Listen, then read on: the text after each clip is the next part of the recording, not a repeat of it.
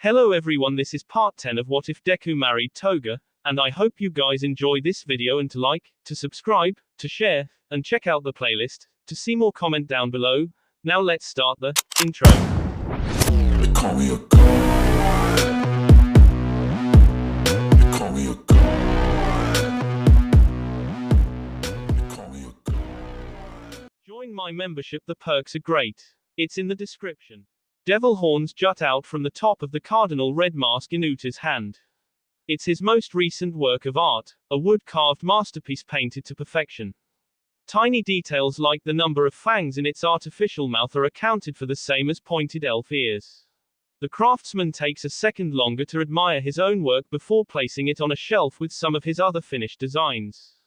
Then, he hears the chime of his shop's door opening. He expects a customer to walk in and discover his latest tour de force, but instead finds himself face to face with two police officers, one of which he's familiar with. Uta unenthusiastically greets the man in a futile attempt to hide his disappointment. Detective. I can't say it's too good to see you again. Detective Scouchy takes the cold welcome to heart, brandishing a doent that he prepared just in case the shopkeeper tries turning him away. Which is why I brought a warrant. He holds the paper up to the store's neon lights for the mask maker to see clearly. But Uta is looking past the form, his eyes instead on the officer that Scouchy brought with him. The store owner nods in the cop's direction, and back up. But when the detective turns around to also acknowledge his partner, he finds Tamakawa trying on a kitsune mask. The oblivious officer turns his attention towards them, tabby head barely concealed by a similar cat covering. Scouchy rolls his eyes at his partner's antics, intimidation clearly off the table now. Not exactly. The detective sighs while returning his focus to the shopkeeper, more like moral support. What can I do for you? Uta skips past the pleasantries and keeps his guard up anyways. He doesn't doubt there's a reason that the law is paying him a visit after all. Izuku Midoriya.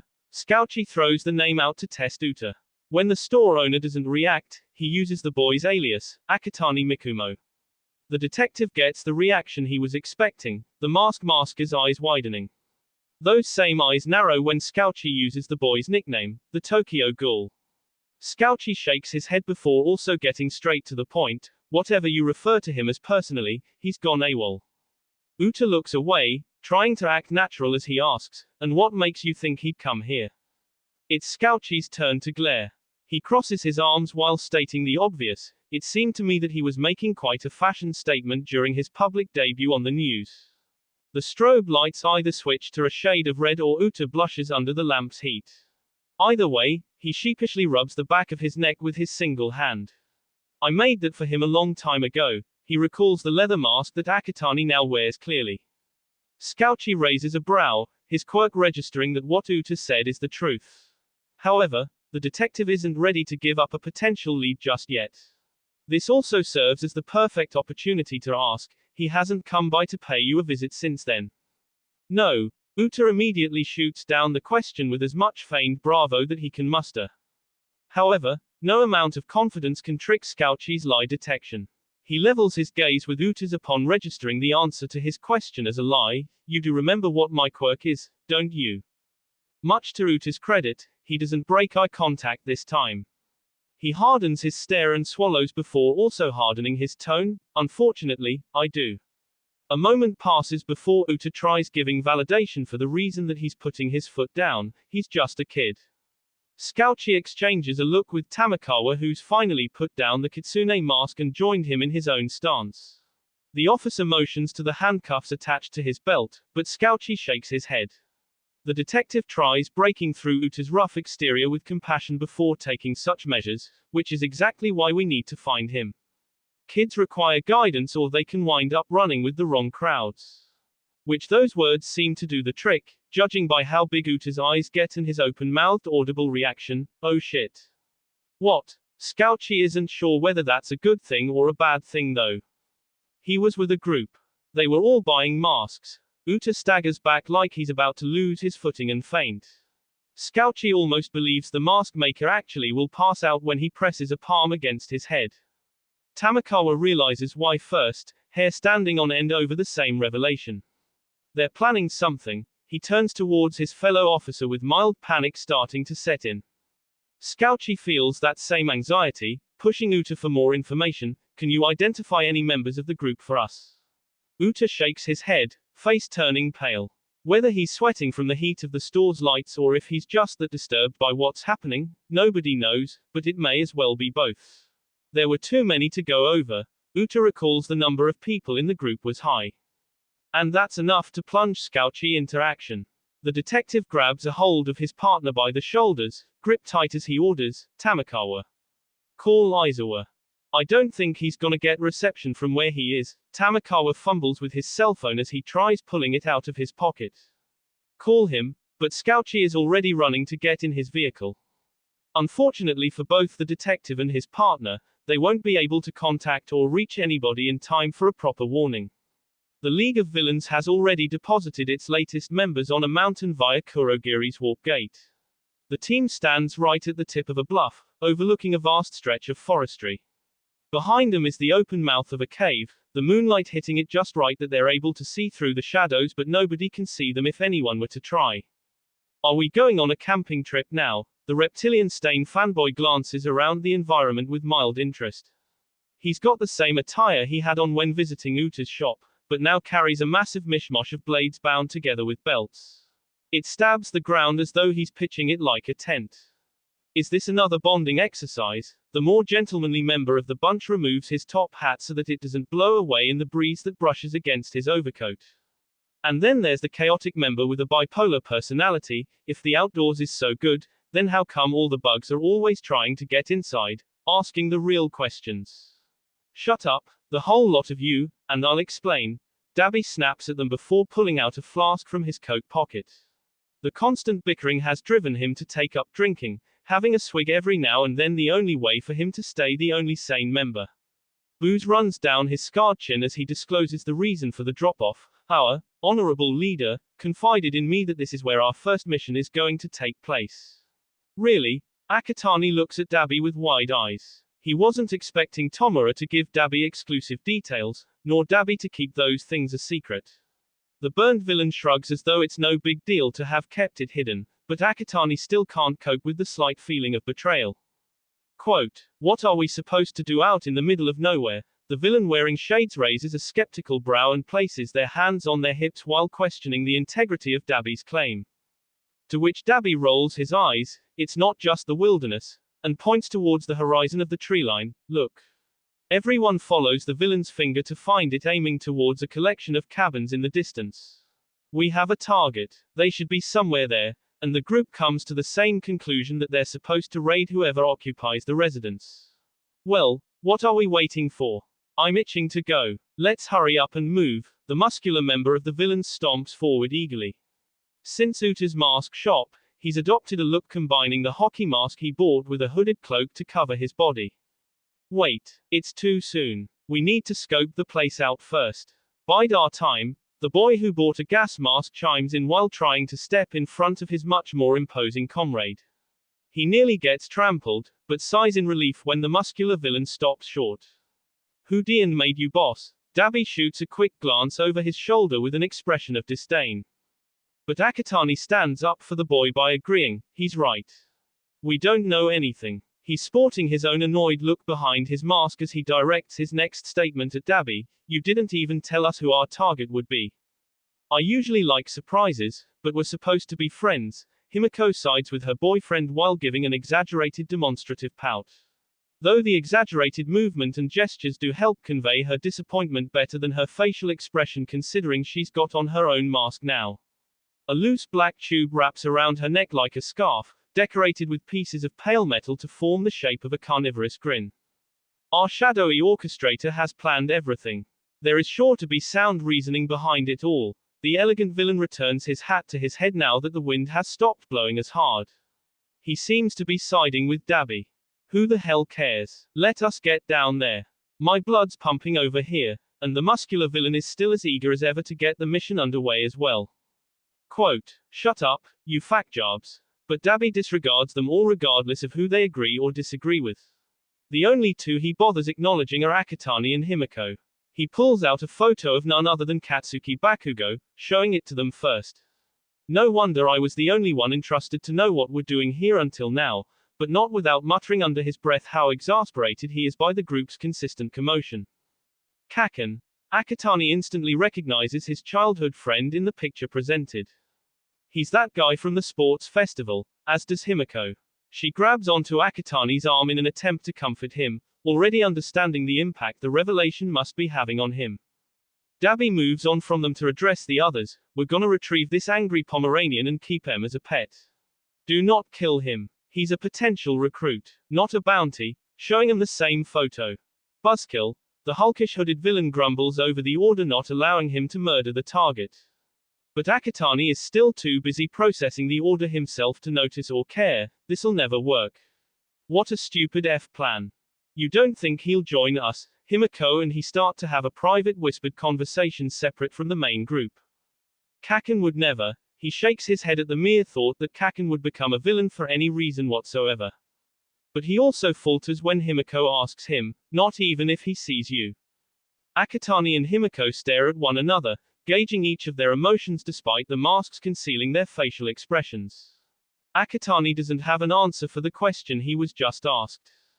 He finds himself looking down at the rest of his outfit. Much like the large margin of others, he's adopted a full costume appearance.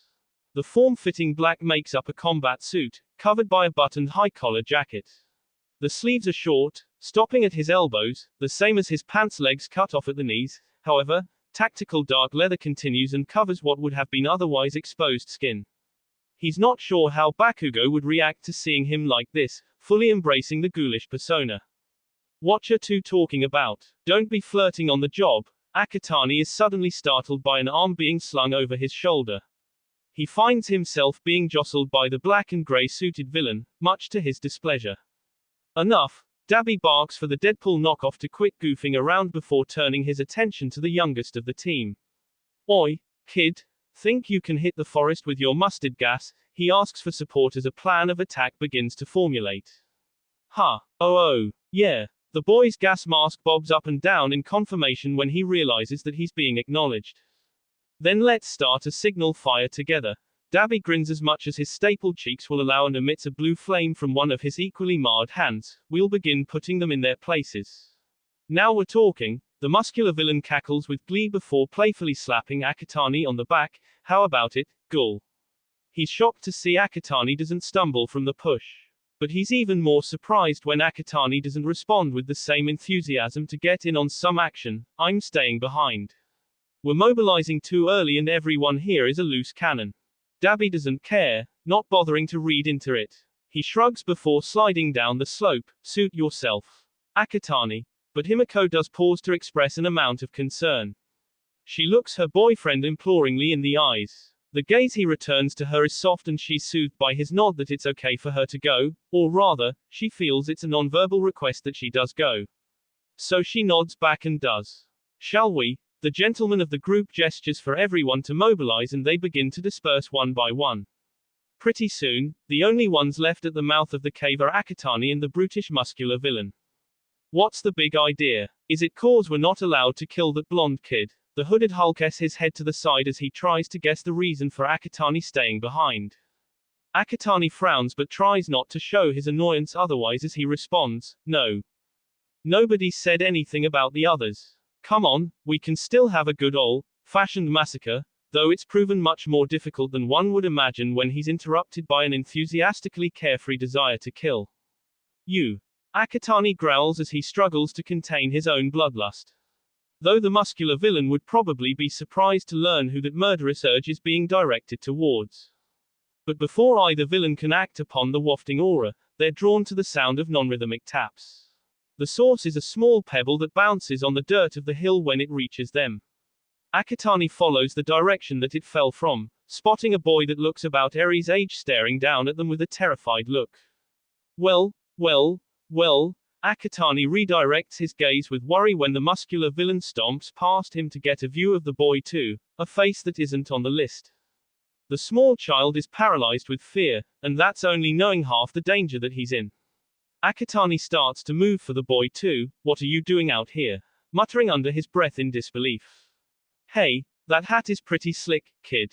Why don't you trade me for this lame mask? The muscular villain towers over the child as he removes his faceplate to unveil his one-eyed monstrosity of a face. When Akatani catches a glimpse of the manic grin that's plastered there, his legs move on their own. Wah! The kid turns to run, but there's no chance of him escaping the muscular villain's raised fist. Not without Akatani swooping in to rescue him. The boy is transported in nearly an instant, wrapped in Akatani's protective arms. A crater is left in place of where the kid once was, his life saved. Hey, what are ya doing? The one-eyed menace pulls his fist back from the indentation he left in the ground while staring at Akatani incredulously. Tendrils sprout from the ghoul's back, one of the limbs slashing the rock and creating a mark much deeper than the one that the other villain made. Cross that line, the ghoul's single exposed eye now glows red as it meets the other one-eyed monster's gaze, and I'll KU. The muscular villain's perturbed features last for only a second, replaced by the same earlier manic grin he had when attacking the young boy Akatani is swearing to now protect.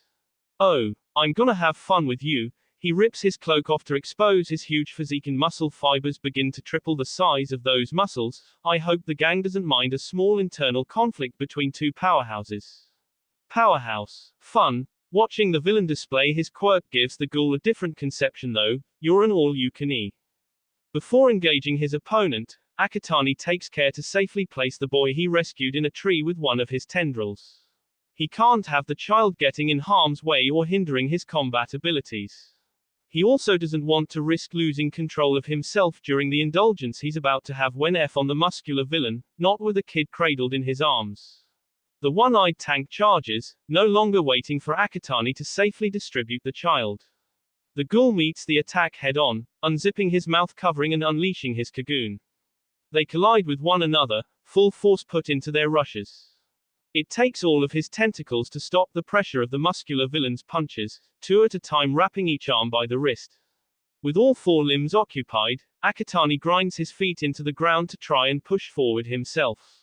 The dirt and rock crumble, the earth uplifting. A huge draft of dust envelopes the two villains as they struggle with one another. Akatani pulls downwards with his tentacles, forcing his enemy to the ground. That same tugging launches him skybound, resulting in a cartwheel kick aerial maneuver that connects with the back of the muscular villain's skull. Closing the distance, the ghoul takes the opportunity to sink his teeth in.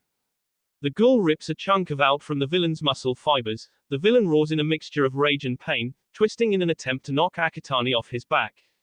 The brute backs into the cave's wall, trying to use it as a means to crush his opponent. He's met with opposition, Akatani planting his feet and pushing back.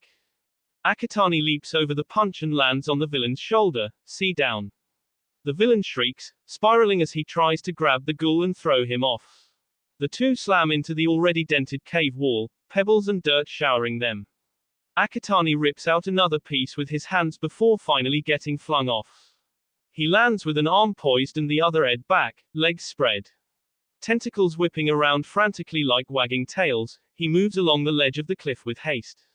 The muscular villain is barely able to keep track of the speeding blur, almost missing a last-second block by raising his arms to deflect a tentacle whip lashing. The force of the blow does manage to knock him back though. He nearly trips over himself as he tries to defend against a second strike. Akatani flips backwards to avoid a counter-strike and follows up with a third swipe of his tentacles. The muscular villain snatches one of the limbs, ignoring the other three that slash open his chest. Then he uses the single tentacle as a pulley to hoist Akatani up and fling him across the mountain. The air pressure does more damage to the cliff, causing it to crack, than to the throne. Akatani spears the dirt with his limbs, planting them into the ground and stopping his momentum. But that's what the muscular villain wanted. He clears the distance with a punch primed to obliterate Akatani, who now has his body exposed. Akatani hadn't expected the big lunkhead to actually have half a brain cell. He raises his arms, doing his best to absorb the critical hit without taking too much damage, but finds himself being launched into a tree. The base of the trunk shatters into splinters and Akatani spirals out of control before crashing through three more. The blowback only stops when he collides with another mountain wall. The force causes a miniature landslide, dirt pouring across the peak. He'd have been buried alive if it weren't for his survival instincts to grapple from there back into the trees. The muscular villain huffs as he shoves a robotic eye into his empty socket, guess I'll have to take you seriously. Though he appears to clearly enjoy the thrill of the fight, judging by the grin that's returned to his face. Akatani growls as he darts from one tree to the next, utilizing the branches and their leaves as cover. He severs a few of them to carry with him as he goes along, coming up with a new plan. The rustling of the treetops draws the muscular villain's gaze, his eyes enhanced by the animatronic one. Since the ghoul is out of reach, he tries chucking a boulder instead. Akatani springs from his current tree to another, dodging the rock barreling towards him.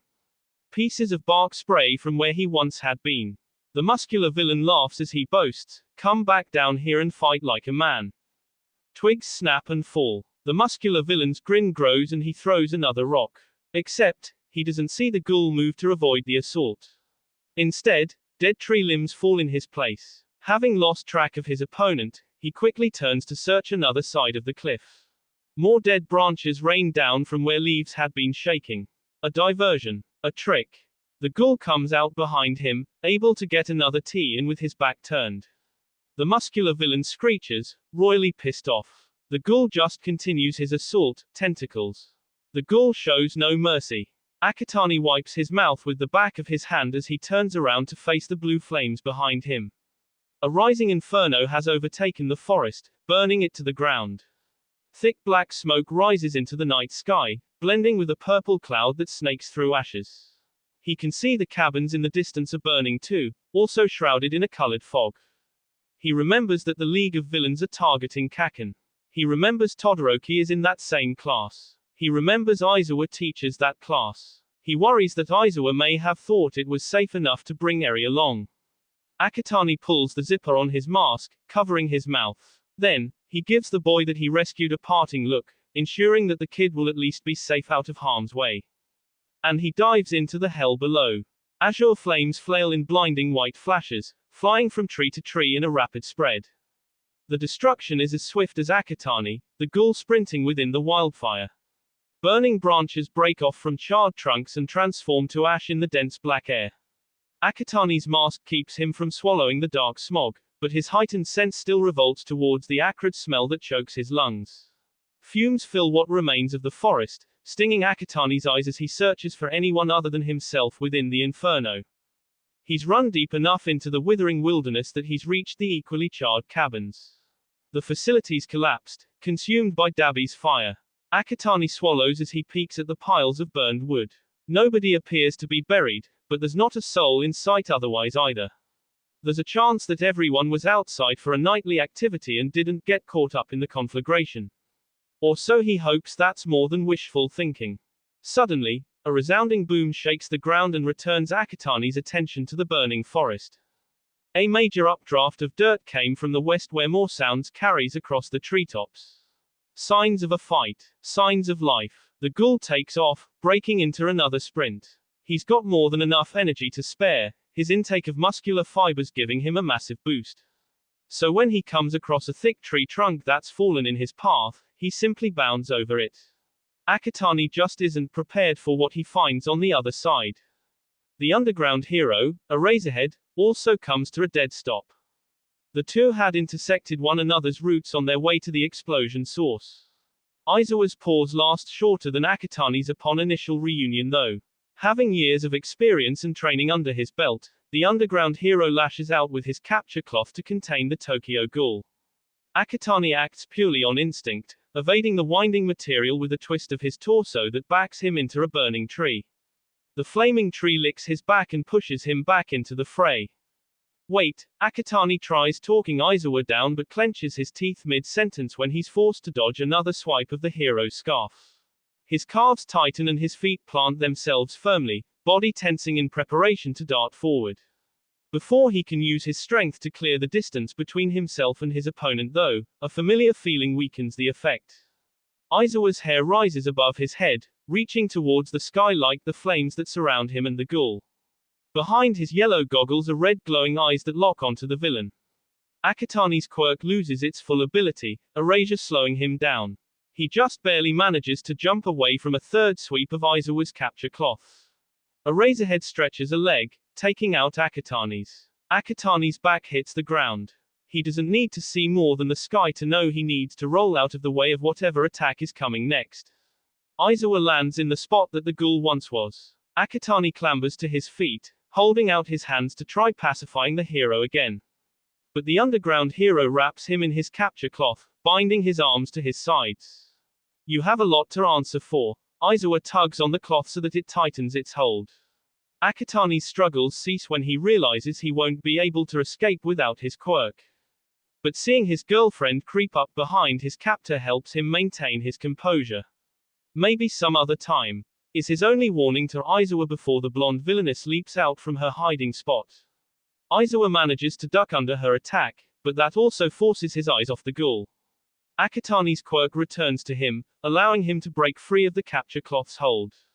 The underground hero curses under his breath as he faces down the duo in front of him. Stop this while you still can. A shimmer of light that doesn't come from the fire draws Akutami's attention away from the hero. He's shocked to see it was a glint from a knife that Himiko has in her hand. Don't. He tries stopping her but gets interrupted by another blinding flash of radiance.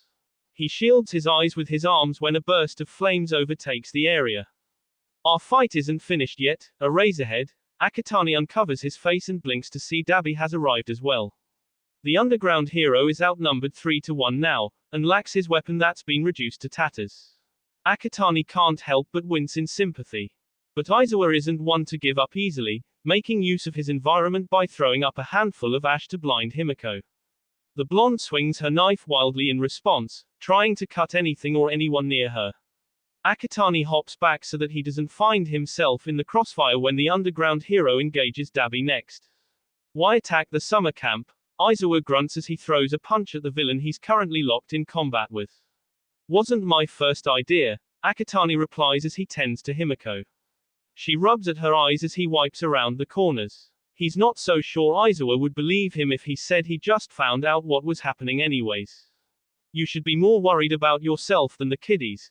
Dabi keeps Eraserhead's focus on him by unleashing another onslaught of blue flames.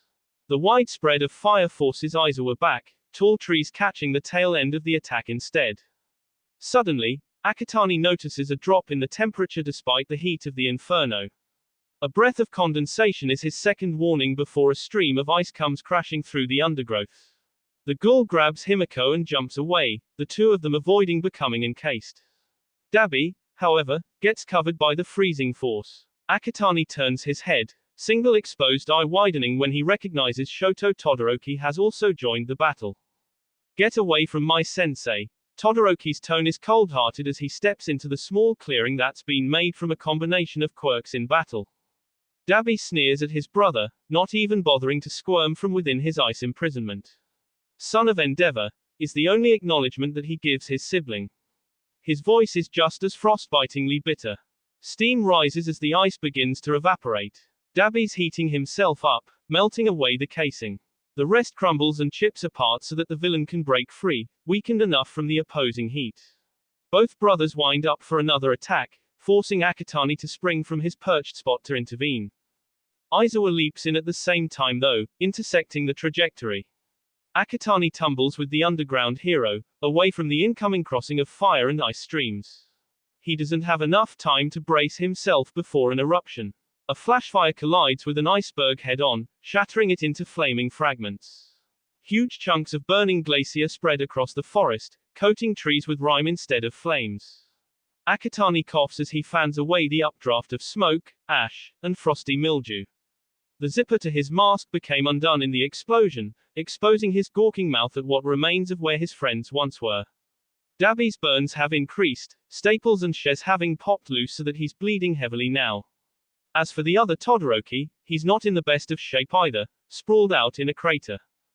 Himiko's bloodshot eyes water when she catches sight of Dabi, no, and she runs over to grab him before he can fall over. His legs give out at just the right moment, and he falls into her trembling arms. Todoroki. Akutami staggers towards his other friend with just as much concern. The US student looks confused at first, but then recognizes the villain that's worried for his well-being. Akutami. Todoroki's wide eyes stare in disbelief. As if the chaos is never ending, another disruption intervenes with the brief calm moment. A shadowy beast comes howling through the foliage, locked in combat with what looks like the Akitani had found himself compared to. He can see more of a similarity now that he sees what the fellow quirk is, elongated teeth acting as limbs akin to the ghoul's cocoon. The lengthened molars manipulate like web strings trying to snare a buzzing fly. The battle between some other UA student and the villain passes overhead, carrying over into another section of the woods. The fire in that part remains, still spreading and rising. Though the purple toxin that had been aiding in its extensive touch appears to be receding now. Rocks and bark scatter across the sky from the battle that crosses from one end to the other. Akitani looks between there and his own personal dilemma. Aizawa is back on his feet, reaching into one of the pouches on his hero uniform. Akitani doesn't know what to expect. Caltrops, smoke pellets, handcuffs. It doesn't matter though. He just knows not to let the hero get his hands on whatever it is that he's reaching for. Akitani unleashes his Kagoon and strikes Aizawa with one of the limbs. Not hard enough to kill or break any bones, but just the right amount of force to stop a fight before one can begin. Sensei, Todoroki exclaims in shock before redirecting his gaze at who he had believed to be his friend. Once widened heteromorphic eyes now glower at the boy, Akitani. Flames ignite from Todoroki's one side, making Akitani recluse. The bright orange glow rekindles the scorched trees that make up their area, finishing the job and making them finally collapse. Several thick trunks fall left and right, causing the ghoul to scramble in order to avoid being crushed. The flames lead him to find Himiko knocked unconscious, Aizawa standing over her with a hand covering a bloody side. Before he can react though, more trees land in his way. Sharpened teeth return, stabbing through the forestry. The ghoul swings his tentacles at him, shattering the molars. The shadow monster that had been fighting the other villain appears to have been affected by the flames, shrinking in size. More elongated teeth replace the ones that were broken. Akitani carries himself away from the sharpened fangs to regain his bearings. The villain towers over the forest, teeth jutting out and lifting him to such heights. Akitani looks back down at where the fangs stab into the dirt surface. He figures if he destroys them all that the villain will come falling down. And so he does. The ghoul viciously slashes with his Kagoon at the teeth pillars, leaping from one to the next as support beams. With the carriers severed, the fellow can no longer hold himself up. Akitani steps forward to finish the job, but stops when he feels pain once applying pressure to his leg. Through the adrenaline rush, he hadn't realized that one of the teeth had snared him. A deep gash slowly heals itself. It's a mild handicap, but one that slows him down. It's a temporary weakness that leaves him vulnerable to an attack he doesn't see coming until it's too late. An explosion comes out of seemingly nowhere, flaring up his back and forcing the air from his lungs. Torn leather melts and bubbles with the blisters of exposed as Akitani skids across the dirt mound of an equally charred surface. His vision blurs as he bites down his pain. When he's able to see clearly again, he has to blink twice to make sure that he's seeing correctly. You want a piece of me? Well, here I am, a hole. None other than Kaken stands atop a scorched boulder with miniature sparks popping from the palms of his hands. Akitani trips over himself as he tries to get away. He's not ready to face his past. Especially not in his current condition. But Kaken knows what he is. A monster. A villain. Get back here, US, and the hero in training doesn't let him off the hook so easily. The ghoul raises his appendages, shielding himself from a blast that sears the skin that's been exposed through his suit. He tries using a tail to push off and get away, but Kaken lets loose another explosion that stops him in his tracks. The fight is kept grounded and enclosed, detonations purposeful and not as reckless as they appear to be.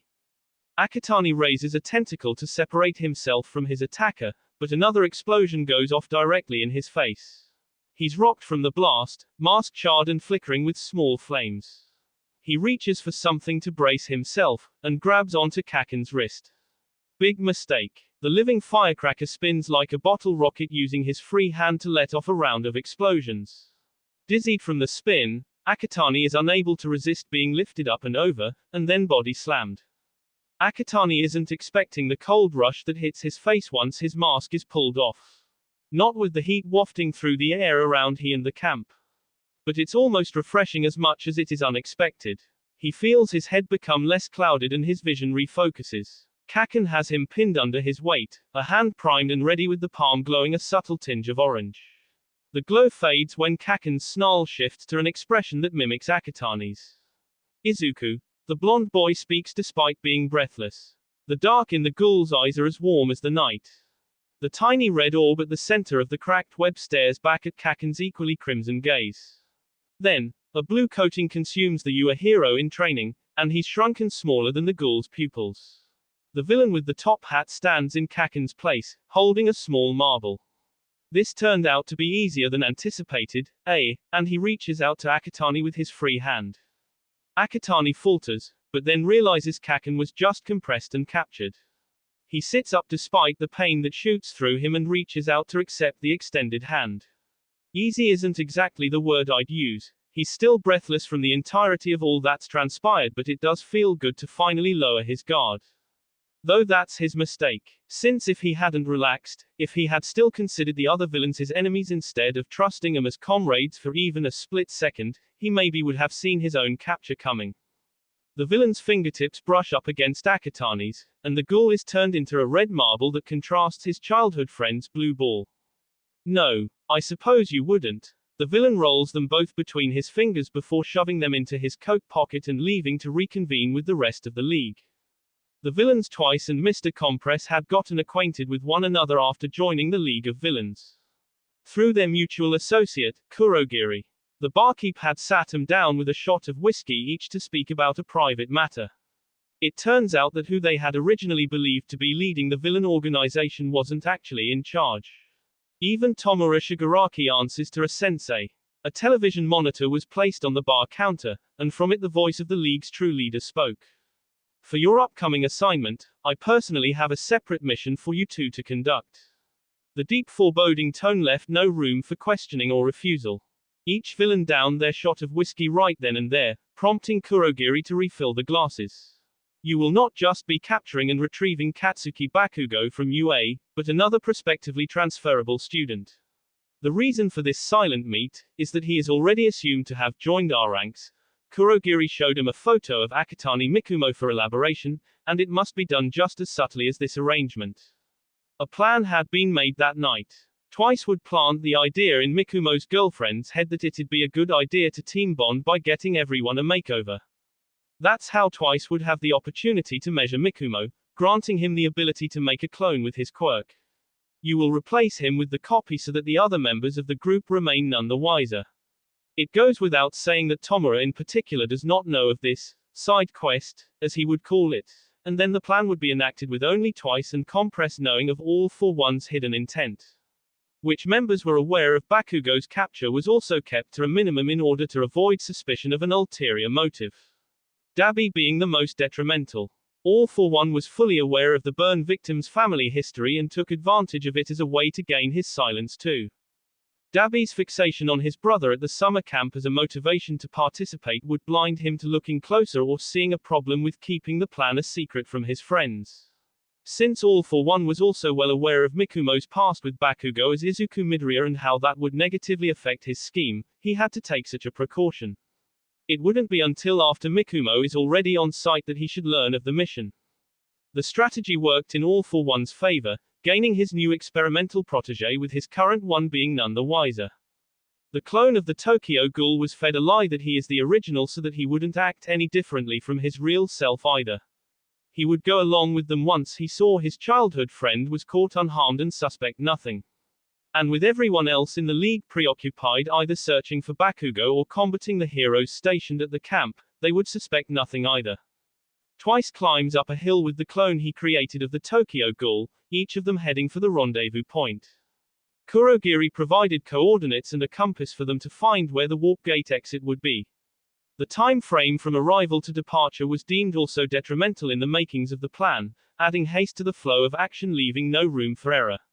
So once the two arrive at the predetermined destination, they find Mr. Compress already there.